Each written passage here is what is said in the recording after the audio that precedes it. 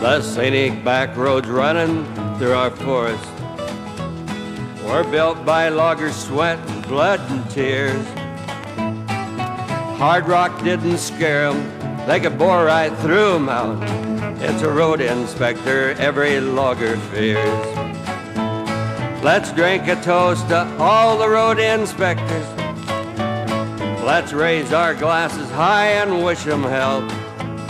They hold the future of each logger in the palm of their hand. The difference between bankruptcy and wealth.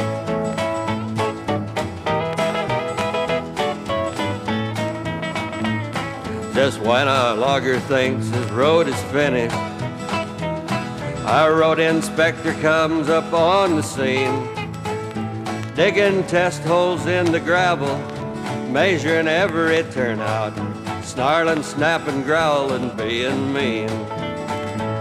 The logger'd like to grab his neck and choke him, but he keeps his cool and knows he'd better smile. If he'd do just what he'd like to do and poke him, he'd rebuild that whole darn road every mile. Let's drink a toast to all the road inspectors. Let's raise our glasses high and wish 'em health. They hold the future of each logger in the palm of their hand.